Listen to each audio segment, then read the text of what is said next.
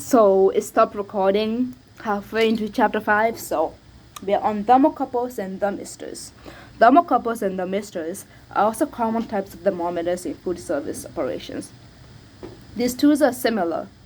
The difference between them is the technology inside. Thermocouples and thermistors measure temperatures through a metal probe. Temperatures are displayed digitally. The sensing area on thermocouples and thermistors is on the tip of the probe. This means you do not have to insert them into food as far as by metallic stem thermometers to get a correct reading. Thermocouples and thermistors are good for checking the temperature of both thick and thin food.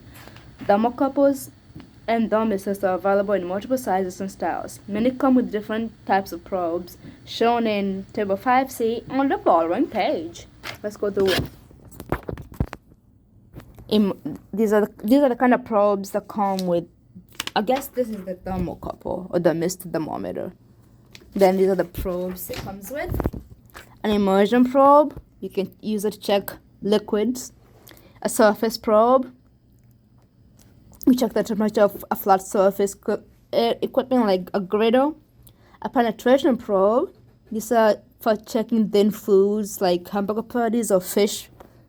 There's a penetration probe. Or fish fillets, or air probes. It's used to check the inside of coolers and ovens. And now we're on to infrared. How much do you think we have left to go, Michael? How much do you think we have left to go? Not a lot. Not a lot.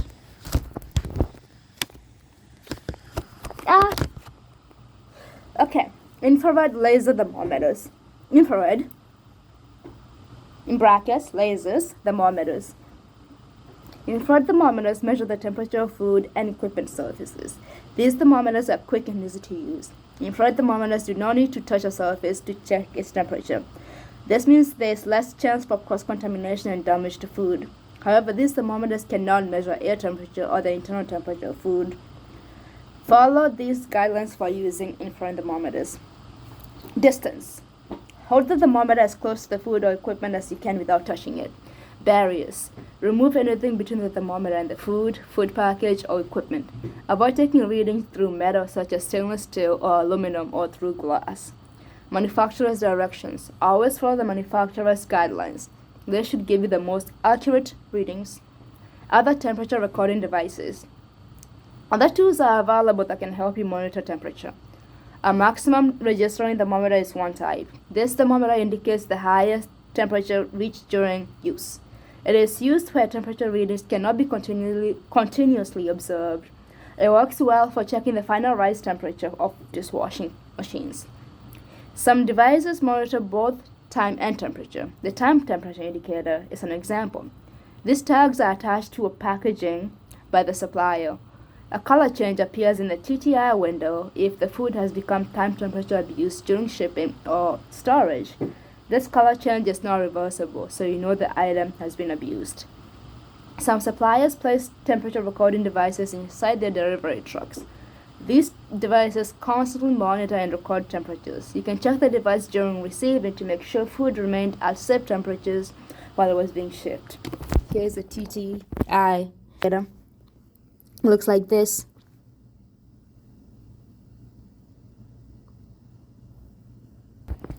How to calibrate thermometers. Thermometers can lose their accuracy when they are bumped or dropped. It can also happen when they go through a severe temperature change. When this happens, the thermometer needs calibration or an adjustment to give a correct reading. Thermometers that cannot be calibrated should be replaced. Others might need to be sent back to the manufacturer for calibration. Always follow the manufacturer's directions. There are two ways to calibrate a thermometer. The boiling point method involves adjusting the thermometer to the temperature at which water boils, which is 212 degrees Fahrenheit, depending on your elevation. Or the ice point method involves adjusting the thermometer to the temperature at which water freezes, which is 32 degrees Fahrenheit. Boiling point method. To calibrate a thermometer using the boiling point method, follow these steps. Bring clean tap water to a boil in a deep pan. Put the thermometer stem or probe into the boiling water. Make sure the sensing area is submerged. Wait 30 seconds or until the indicator stops moving. Note: Do not let the stem or probe touch the container. 3. Adjust the thermometer so it reads 212 degrees Fahrenheit. Notes: this temperature will vary depending on the boiling point for your elevation. Water's boiling point is about 1 degrees Fahrenheit lower for every 550 feet above sea level. If you're using a bimetallic stem thermometer, adjust it by holding the calibration nut with a wrench or other tool. If you're using a thermocouple or thermistor, some devices will let you press a reset button. Always follow the manufacturer's directions. Ice point method. The ice point method of calibration is easier and safer than the boiling point method. Follow these steps to use this method. 1. Fill a large container with ice. Use crushed ice if you have it. Add tap water until the container is full. Stir the mixture well. 2. Put the thermometer stem or probe into the ice water. Make sure the sensing area is submerged. Wait 30 seconds or until the indicator stops moving. Don't let the probe or stem touch the container. And then 3. Adjust the thermometer so it reads 32 degrees Fahrenheit. Notes: to calibrate a bimetallic stem thermometer, adjust it by holding the nut with a wrench. To calibrate the other ones, follow the manufacturer's directions. General thermometer guidelines. You should know how to use and care for each type of thermometer in your operation. You can follow the general guidelines below. However, you should always follow manufacturer's directions. Cleaning and sanitizing. Thermometers must be washed, rinsed, sanitized, and air dried. Keep storage cases clean as well. Do these things before and after using the thermometers to prevent cross-contamination. Be sure the sanitizing solution you are using is for food contact surfaces. Always have plenty of clean and sanitized thermometers on hand. Calibration. Thermometers can lose their accuracy. Make sure your thermometers are accurate by calibrating them regularly. Calibrate thermometers at these times: after they have been bumped or dropped, after they have been exposed to extreme temperatures, before deliveries arrive, before each shift. Keep in mind that some thermometers cannot be calibrated and must be replaced or sent back to the manufacturers for calibration. Always follow the manufacturer's direction regarding calibration. This is big thermometer. They just don't make you buy thermometers. Accuracy. Thermometers used to measure the temperature of food need to be accurate to within plus or minus 2 degrees Fahrenheit. Thermometers used to measure air temperatures in food storage equipment need to be accurate within 3 degrees Fahrenheit, plus or minus. Glass thermometers. Glass thermometers, such as candy thermometers, can be a physical contaminant if they break. They can only be used when enclosed in a shutterproof casing. Checking temperatures. When checking the temperature of food, insert the thermometer stem or probe into the thickest part of the food. This is usually in the center. Take another reading in a different spot. The temperature may vary in different areas. Before recording a temperature, wait for the thermometer reading to steady. While digital thermometers are capable of displaying this temperature instantly, bimetallic stem thermometers will take more time. Allow at least 15 seconds after you insert the thermometer stem into the food. Knowledge check. What are the 2 thermometer calibration methods? To which temperature should the thermometer be adjusted for each technique? When must the thermometer be cleaned or sanitized?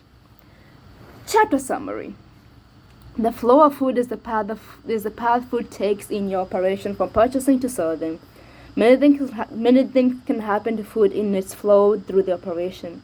2 major concerns are cross-contamination and time-temperature abuse.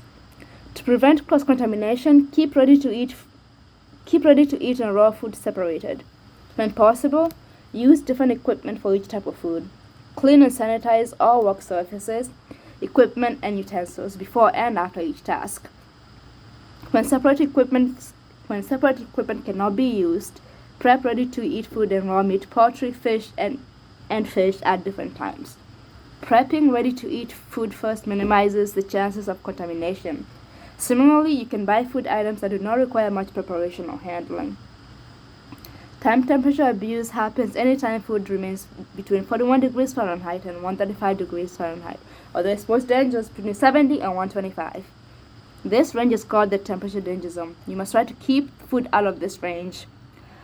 Have policies and procedures to avoid time temperature abuse. They should include monitoring food and recording temperatures and times. Also make sure that correct types of thermometers are available. Use timers to check how long food is in the temperature danger zone. Make sure food handlers know what to do if time and temperature standards are not met. A thermometer is the most important tool you can use to prevent time temperature abuse. Different types of thermometers are suited to different tasks. Use the correct type for the food or equipment being checked. Clean and sanitize thermometers before and after each use. When checking food temperatures, put the thermometer stem or probe into the thickest part of the food. Then take another reading at a different spot. Before you record the temperature, wait for the thermometer reading to steady. If you're using a bimetallic stemmed thermometer, put it into the food from the tip to the end of the sensing area at the dimple. Never use glass thermometers with food items unless they're enclosed in a shatterproof casing. Thermometers should be calibrated regularly to keep them accurate. Two methods for calibrating are the ice point method and the boiling point method. Follow the manufacturer's direction for calibration. Discussion questions. What are some ways food can be time temperature abused? 2. What are some ways to help food handlers keep regular temperature logs? And 3. How is a thermometer calibrated using the ice point method? Apply your knowledge. Cross-contamination stops truck in its tracks. A popular food truck servicing the boardwalk area of a large beach resort community was cited for cross-contamination by the local regulatory authority. The operator received violation for prepping raw chicken breast and then fresh herbs on the same cutting board. The authorities also determined that he was using the same knife to trim raw meat and chop lettuce. Jail. What should the operator of the food truck have done differently? Tour cancelled by outbreak. A group of seniors from a local community organized a tour of several nearby wineries. The seniors contracted a coach bus service and worked out accommodations for the trip. They also ordered box lunches from a local catering company. The lunches arrived just before 7 a.m. On a warm summer morning, the lunches arrived just before 7 a.m. on a warm summer morning, the day of the tour. They were immediately placed in the luggage compartment of the bus. The boxes contained chicken salad, sliced ham sandwiches, a small cup of fresh fruit, a bag of baked chips, and a brownie. The bus pulled over at a picnic area around noon, and the boxes were passed out to the seniors. Within the hour, 16 seniors got sick with nausea and vomiting. The remainder of the trip was cancelled, and the bus returned to the senior center. What caused the illness? I wonder what caused the illness. What could have been done to prevent the illnesses? Okay, study questions. 1. A food handler has finished trimming raw chicken. Let me start over. A food handler has finished trimming raw chicken on a cutting board and needs the cutting board to prep vegetables. What must be done to the cutting board? A. It must be dried with a paper towel. B. It must be turned over to the other side. C. It must be washed, rinsed, and sanitized. Or D. It must be rinsed in hot water and air dried. 2. How far must a bimetallic stemmed thermometer be inserted into food to give an accurate reading? A. Just past the tip of the thermometer stem. B. Halfway between the tip of the thermometer and the dimple. C. Up to the dimple in the thermometer stem. D. Past the dimple of the thermometer stem. 3. A cook is checking the internal cooking temperature of a beef roast. Where should the thermometer probe be placed? A. At the edge of the food. B. On the surface of the food. C. In the thickest part of the food. Or D. In the thinnest part of the food. 4. What probe should be used to check the temperature of a pot of soup? A. An air probe. B. A surface probe. C. An immersion probe. Or D. A penetration probe. 5. What device can be used to record time temperature abuse during the delivery of food? Thermocouple, a thermistor, time temperature indicator, or a bimetallic stemmed thermometer. Number 6. At what temperatures do most foodborne pathogens grow most quickly? Between 0 degrees Fahrenheit and 41 degrees Fahrenheit.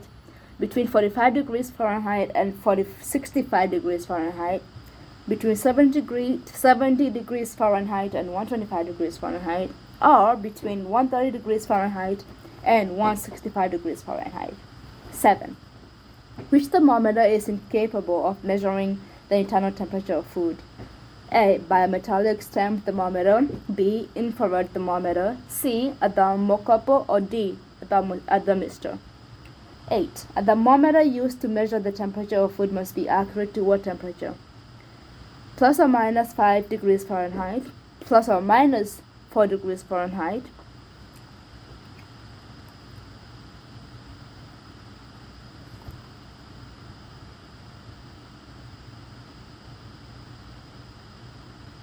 plus or minus 3 degrees Fahrenheit, or D, plus or minus 2 degrees Fahrenheit. 9. While getting ready to check the temperature of a turkey breast, a chef dropped a bimetallic stamped thermometer onto a prep table. What should the chef do next? A. Calibrate the thermometer. B. Confirm the position of the dimple. C. Take the temperature of the turkey. Or D. Install a surface probe on the thermometer. Number 10. What happens when food spends time in the temperature danger zone? A. Pathogens are reduced to safe levels. B. Pathogens have time to grow. C. Food quality is maintained. Or D. Toxins are destroyed. Done.